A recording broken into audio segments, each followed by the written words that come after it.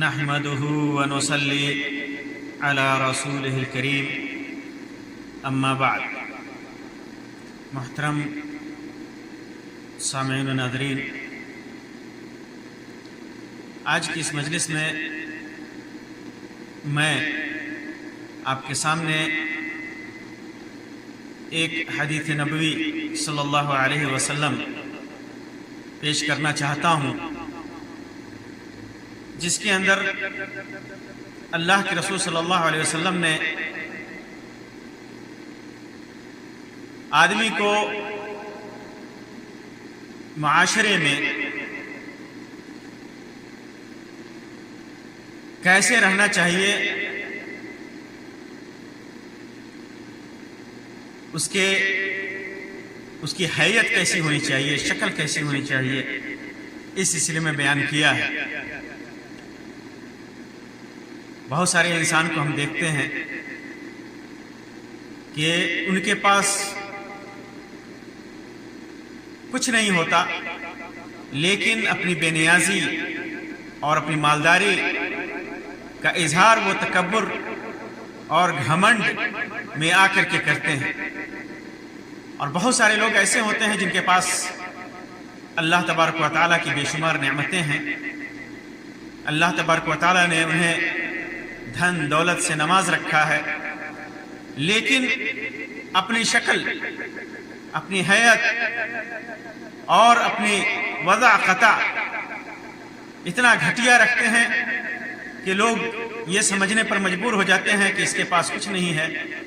یہ غریب ہے، یہ محتاج۔ جو روایت میں پیش کرنے والا ہوں، اس روایت کو امام ابو داؤد نے، امام ترمذی نے، امام نسائی نے اور امام احمد نے اپنی کتابوں میں نقل کیا ہے۔ امام احمد نے قدر تفصیل سے روایت کی ہے اور اس روایت کو محدثین نے حسن قرار دیا ہے، امام البانی وغیرہ نے بھی اس کو حسن قرار دیا ہے۔ یہ روایت ہے ابو الاحوص مالک ابن نضلہ الجشمی رضی اللہ تعالیٰ عنہ کی۔ وہ فرماتے ہیں کہ میں اللہ کے رسول صلی اللہ علیہ وسلم کے پاس آیا، وَأَنَا قَشِفُ الْحَيْئَةِ، اور ایک روایت میں ہے كُنْتُ جَالِسًا عند رسول اللہ صلی اللہ علیہ وسلم فَرَآنِي رَثَّ الثِّيَابِ، اور ایک تیسری روایت میں ہے فِي ثَوْبٍ دُونٍ، فِي ثَوْبٍ دُونٍ۔ سب کا مطلب ایک ہی ہے۔ ثوبن دون کا مطلب ہے گھٹیا کپڑوں میں، گھٹیا کپڑوں میں، مالدار لوگوں کے لیے جو غیر مناسب ہے، دولت والوں کے لیے جو غیر مناسب ہے، کم تر کپڑے میں آیا۔ اور کشف الحیا یا رث الحیا کا مطلب گھٹیا شکل میں، گھٹیا شکل میں، پرانے کپڑے میں، گھٹیا شکل میں، قبیح منظر تھا، دیکھنے میں لگتا تھا کہ یہ آدمی اس کے پاس کچھ نہیں ہے، پیسہ نہیں ہے، وہ یہ محتاج ہے، کپڑوں کا محتاج ہے، صاف ستھری شکل بنانے کی چیزوں کے ذرائع کا یہ محتاج ہے۔ تو کم تر کپڑوں میں آیا تو اللہ کے رسول صلی اللہ علیہ وسلم نے فرمایا هل لك مال، کیا تمہارے پاس دولت ہے؟ فرماتے ہیں کہ قلت نعم، میں نے کہا کہ اللہ کے رسول صلی اللہ علیہ وسلم میرے پاس ہے، دولت ہے، پیسہ ہے۔ قال من ای المال، کون سی دولت؟ دولت کی بہت ساری قسمیں ہیں، کون سی دولت تمہارے پاس ہے؟ تو میں نے کہا، فرماتے ہیں کہ میں نے کہا من کل المال، ہر قسم کی دولت، ہر قسم کا مال ہے، من الابل والرقیق والخیل والغنم، میرے پاس اونٹ بھی ہے، غلام بھی ہے، گھوڑے بھی ہیں اور بکریاں بھی ہیں، سب کچھ ہے، یہ سب کچھ ہے۔ نبی اکرم صلی اللہ علیہ وسلم کے سامنے انہوں نے، مالک ابن نضلہ نے ظاہر کیا، بتایا کہ وہ ہر وہ دولت ہے جو ایک مالدار آدمی کے پاس ہونی چاہیے، ہر وہ دولت ہے جو کسی آدمی کی مالداری کے اظہار کے لیے کافی ہے، مالدار ہونے کے لیے کافی ہے۔ اونٹ بھی ہیں، گھوڑے بھی ہیں، بکریاں بھی ہیں، اور گائے بھی ہے، یہ ساری دولت ہے، غلام بھی ہے۔ اللہ کے رسول صلی اللہ علیہ وسلم نے فرمایا اذا آتاک اللہ مالا فلیرع علیک، اذا آتاک اللہ مالا فلیرع علیک، اللہ تبارک و تعالی نے جب تجھے مال دیا ہے تو اس مال کا اثر تمہارے اوپر دکھا جانا چاہیے، اس مال کا اثر تمہارے اوپر دکھنا چاہیے۔ اور ایک روایت میں ہے، ایک روایت کے الفاظ ہیں اذا آتاک اللہ مالا فلیرع اثر نعمت اللہ وکرامتہ علیک، کہ اللہ تعالیٰ نے جب تجھے مال دیا ہے تو اللہ تبارک و تعالیٰ کی نعمت کے آثار تمہارے اوپر نظر آنی چاہیے، اور اس کی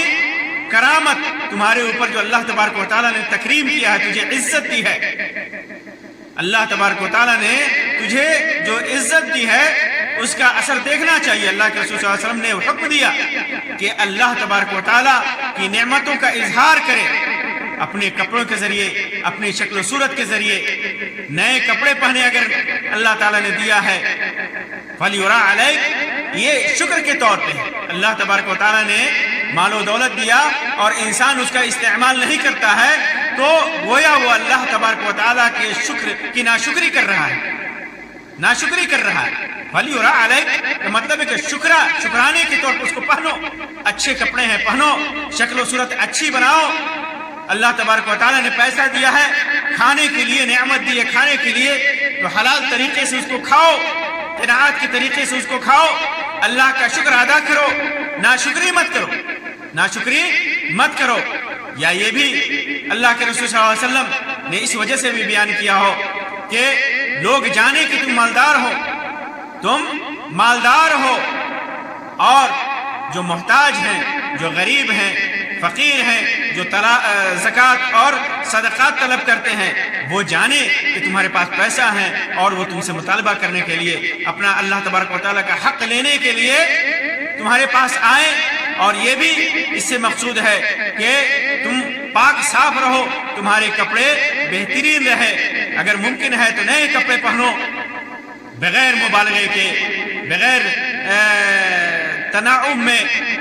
میں اور عیش و عشرت میں مبالغہ کیے بغیر صاف صفائی اور ستھرائی کا انتظام کرو۔ تمہاری شکل اچھی لگنی چاہیے، لباس شہرت سے بچتے ہوئے۔ پھر اس کے بعد اللہ تبارک کے رسول صلی اللہ علیہ وسلم نے واضح طور پر کہا کہ اللہ تبارک و تعالیٰ نے دیا ہے تو اس کا اظہار ہونا چاہیے۔ پھر اس کے بعد اسی روایت میں توحید کی ایک بات کا ذکر ہے۔ اللہ کے رسول صلی اللہ علیہ وسلم کبھی بھی توحید کی دعوت سے چوکتے نہیں تھے، جب بھی موقع ملتا آپ توحید کی دعوت دیتے۔ قوم، معاشرے یا کسی قبیلے میں پھیلی ہوئی برائی جو شرک کے قبیل سے ہو، اللہ کے رسول صلی اللہ علیہ وسلم ضرور اس قوم کے کسی فرد کو یا اس قوم کو تنبیہ کرتے، بتاتے۔ یہ مالک بن نضلہ جشمی ایسے قبیلے سے تھے جہاں پر لوگ جانوروں کو غیر اللہ کے لیے چڑھاتے تھے، غیر اللہ کے لیے جانوروں کو خاص کرتے تھے۔ عرب میں خاص تھا، عرب میں یہ معروف تھا، لوگ اپنے جانوروں کو بتوں کے نام چھوڑ دیتے تھے۔ تو اسی سلسلے میں اللہ کے رسول صلی اللہ علیہ وسلم ہوتا کیا تھا کہ وہ لوگ جانور جیسے بحیرہ، سائبہ، وسیلہ نام کے جانور رکھے ہوئے تھے۔ وسیلہ، بحیرہ یعنی بحیرہ کہتے ہیں جو جاہلیت میں وہ لوگ اونٹنی کو اس کے کان کو کاٹ دیتے تھے، بتوں کے نام پر چھوڑتے تھے، بتوں کے نام پر چھوڑتے تھے کہ یہ فلاں بت کے نام ہے، اور اس کے کان کو نشانی کے طور پر کاٹ دیتے تھے تاکہ لوگ سمجھ لیں کہ یہ بتوں کے نام پر ہے، اور اس پر کوئی بوجھ نہیں اٹھاتے تھے، اس پر سواری نہیں کرتے تھے، اس کے بال وغیرہ کو نہیں کاٹتے تھے، اور جہاں بھی اونٹنی جاتی اس کو لوگ چارہ اور پانی سے روکتے نہیں تھے۔ یہ سب بتوں کی تقرب کے لیے کیا کرتے تھے، بتوں کے نام پر کیا کرتے تھے، بتوں کے نام پر کیا کرتے تھے۔ اسی طرح وسیلہ ہے، اور اسی طرح وسیلہ جیسے اونٹنی ایک بچہ دیتی ہے، مؤنث بچہ دیتی ہے، اونٹنی پیدا کرتی ہے، اور دوسرا بچہ بھی، دونوں میں مل جائے، مؤنث ملتی تھی، تو یعنی ایک مؤنث بچہ دیا پھر دوسری مؤنث دیا تو اس کو وسیلہ کہتے تھے، اس کو بھی چھوڑ دیتے تھے۔ اور اسی طرح سرم ان کے یہاں ایک جانور تھا، نام رکھتے تھے یہ لوگ، اس کے کان کو یا اس کے جسم کے کسی حصے کو کاٹ دیتے تھے بتوں کے لیے، چھوڑ کر کے بتوں کے نام پر چھوڑ دیتے تھے، اور اس کو کاٹ کر کے یہ علامت بنا دیتے تھے کسی بھی جسم کے کسی بھی حصے کے اندر یا کان کے اندر، تو اس کو مقطوع کہتے تھے۔ مقطوع، مسلومہ کا مطلب ہوتا ہے مقطوع، مسلومہ کا مطلب ہوتا ہے مقطوعہ، اس کو کاٹ دیا جائے، تو یہ بتوں کے نام پہ کرتے تھے، بتوں کے نام پہ کرتے تھے۔ تو اللہ کے رسول صلی اللہ علیہ وسلم نے اس کی تردید کرتے ہوئے فرمایا کہ هل تنتج ابل قومك سياحا هل تنتج ابل قومك سياحا آذانها، تم میں سے کسی قوم کی اونٹنی پیدا کرتی ہے جس کے کان صحیح ہوتے ہیں، اس کان میں کوئی عیب نہیں ہوتا۔ فتعمد الى موسیٰ، تم لوگ جاتے ہو استورے کی طرف، کینچی کی طرف، فتقطع آذانها، اس کے کان کو کاٹ دیتے ہو۔ فتقول هذه بحر، کہتے ہو کہ یہ بحر ہے، یعنی بحیرہ ہے۔ وتشقها او تشق جلودها، یا اس کے کان کو پھاڑ دیتے ہو، یا اس کے چمڑے کو پھاڑ دیتے ہو اور کہتے ہو هذه سرم، یہ سرم ہے، یہ سریمہ ہے، وتحرمها عليك، اور اس کو اپنے اوپر حرام کرتے ہو، اس کا دودھ، اس کا گوشت، وعلى اہلک، اور اپنے اہل و اولاد کے اوپر حرام کرتے ہو۔ ایسا کرتے ہو تم لوگ؟ فرمایا نعم، اللہ کے رسول صلی اللہ علیہ وسلم ایسا ہوتا ہے۔ قال فإنما آتاك الله عز وجل لك حل، تو اللہ کے رسول صلی اللہ علیہ وسلم نے فرمایا کہ جو کچھ بھی اللہ تبارک و تعالیٰ نے تجھے دیا ہے سب کا سب حلال ہے، سب کا سب حلال ہے، اللہ یہ کہ حرمت کا نزول ہو، حرمت کے علامات ہو، شریعت کا کوئی حکم ہو۔ اور ایک روایت میں ہے کل ما آتاک اللہ عز وجل لک حل، جو کچھ بھی اللہ تبارک و تعالیٰ نے تجھے دیا ہے تم لوگوں کو، یہ حلال ہے۔ جو کچھ بھی دیا ہے مال و دولت، جب تک کہ اس کی حرمت شریعت سے نازل نہ ہو جائے، جب تک اللہ اور رسول کا اس کے اندر کوئی فرمان نہ آ جائے حرمت کے لیے، سب کا سب حلال ہے۔ لیکن تم لوگ کیا کرتے ہو؟ اسے حرام کر لیتے ہو، اپنی آراء، اپنی خواہشات کی بنیاد پر، اپنے شرک کی بنیاد پر، خرافات کی بنیاد پر، اپنی سمجھ کی بنیاد پر، اپنے مقاصد کو حاصل کرنے کے لیے تم لوگ وہ چیزیں حرام کر لیتے ہو اپنے اوپر، اور حرام کو حلال کر لیتے ہو۔ اور اس کے بعد فرمایا، سنو، کبھی کبھی اللہ کے رسول صلی اللہ علیہ وسلم نے فرمایا وربما قال، بسا اوقات آپ نے فرمایا ساعد اللہ اشد من ساعدک، اللہ تبارک و تعالی کا بازو تمہارے بازوؤں سے مضبوط ہے۔ وموسی اللہ احد من موسیک، اور اللہ تبارک و تعالیٰ کی چھری، اللہ تبارک و تعالیٰ کا موسیٰ، اللہ تبارک و تعالیٰ کی کینچی یا استرا، یہ تمہارے استرے سے، تمہاری کینچی سے زیادہ تیز ہے۔ یعنی اللہ کے رسول صلی اللہ علیہ وسلم نے یہاں یہ بتایا ان کو کہ اللہ تبارک و تعالیٰ چاہتا تو ان کے کان کٹے ہوئے ان کو پیدا کرتا، کان پھٹے ہوئے پیدا کرتا، چمڑے کٹے ہوئے پیدا کرتا، لیکن اللہ تبارک و تعالیٰ نے ان کے اعضاء کو مکمل پیدا کیا، صحیح و سالم پیدا کیا۔ اس لیے جس جانور کو اللہ تبارک و تعالیٰ نے صحیح و سالم پیدا کیا ہو، جس کے کان صحیح و سالم ہو، جس کے جسم صحیح و سالم ہو، تو تمہارے لیے جائز نہیں ہے کہ تم اس کی شکل کو بدل دو اور اس کے کسی عضو کو کاٹ دو، اس کے عضو کو کاٹ کر اس کی شکل کے اندر کوئی تبدیلی کرو، اور اس بنیاد پر پھر تم اس کو اپنے لیے اپنے مقاصد کو حاصل کرنے کے لیے غلط نظریات کی بنیاد پر اس کو حرام کر دو۔ پھر اس کے بعد اس روایت میں ہے، فرماتے ہیں کہ میں نے کہا یا رسول اللہ ارأیت رجلا نزلت به فلم یکرمنی، اللہ کے رسول صلی اللہ علیہ وسلم یہ بتائیے کہ اگر میں کسی کے پاس آؤں اور اس نے میرے مہمان نوازی نہیں کی، میری عزت نہیں کی، ولم یقرنی، میری مہمان نوازی نہیں کی، میری عزت نہیں کی، ثم نزل بی، پھر بعد میں وہ میرے پاس مہمان بن کر آیا، اجزیہ بما صنع ام اقریہ، کیا میں اس کی بدخلقی اور اس کی عدم ضیافت کا بدلہ دوں، یعنی میں بھی اس کی عزت نہ کروں اور اس کی مہمان نوازی نہ کروں؟ تو اللہ کے رسول صلی اللہ علیہ وسلم نے فرمایا اقریہ، نہیں، اس کی عزت کرو، اس کی مہمان نوازی کرو، کھانا دو، پینا دو، مرحبا کہو، اس کو استقبال کرو، کیونکہ اگر تم بھی برائی کرو گے اس کے ساتھ تو تم میں اور اس میں کیا فرق رہ جائے گا۔ یہ حسن تربیت کا نتیجہ، حسن تربیت کی تعلیم ہے۔ اللہ کے رسول صلی اللہ علیہ وسلم کی طرف سے حسن تربیت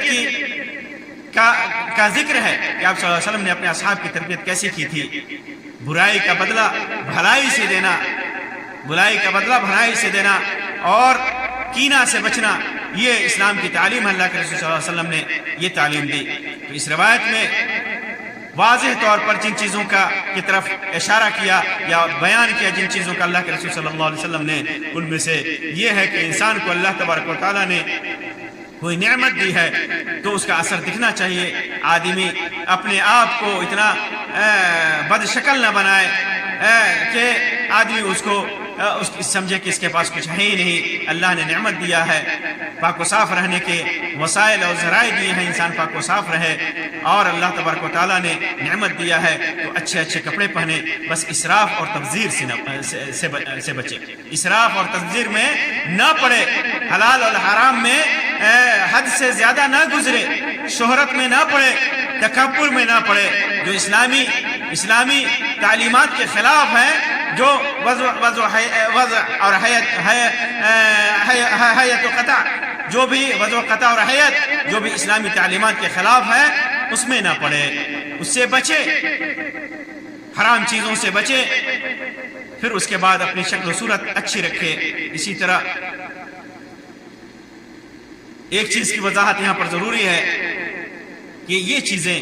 دنیا طلب کرنا حلال طریقے سے، دنیا میں جو نعمتیں ملی ہیں، جو دولت ملی ہے، اس کا اظہار کرنا شریعت کے دائرے میں رہ کر کے یہ زہد کے منافی نہیں ہے، یہ زہد اور تقوی کے منافی نہیں ہے، زہد اور تقوی کے خلاف نہیں ہے، کیونکہ زہد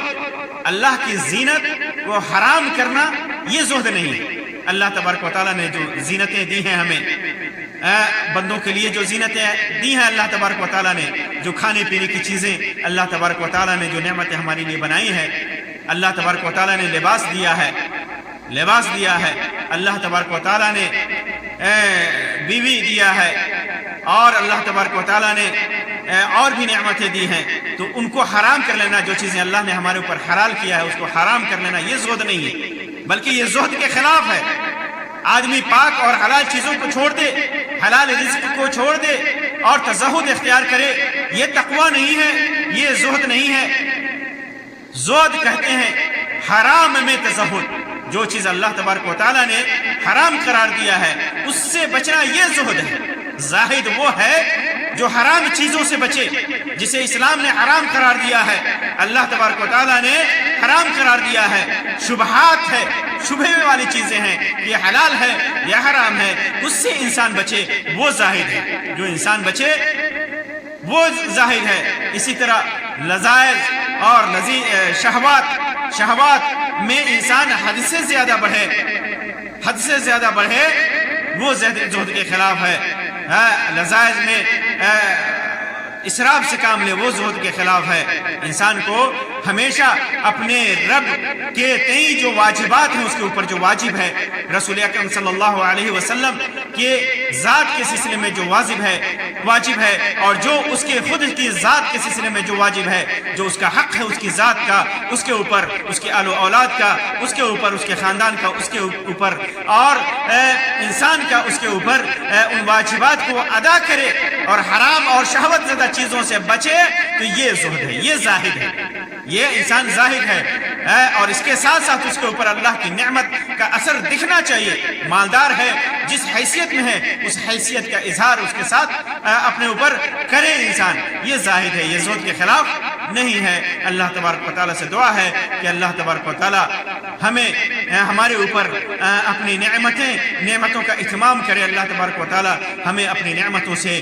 محروم نہ رکھے، دنیا اور آخرت ہر طرح ہر جگہ کی نعمتوں سے اللہ تبارک و تعالیٰ ہمیں سرفراز فرمائے۔ اللہ تبارک و تعالیٰ ہمیں توفیق دے کہ ہم اللہ تبارک و تعالیٰ کی نعمتوں کو صحیح جگہ میں استعمال کریں، حلال طریقے سے استعمال کریں، حرام اور شبہات سے بچیں۔ آمین یا رب العالمین، وآخر دعوانا ان الحمد للہ رب العالمین، وصلی اللہ علی خیر خلقہ وسلم، والسلام علیکم ورحمۃ اللہ وبرکاتہ۔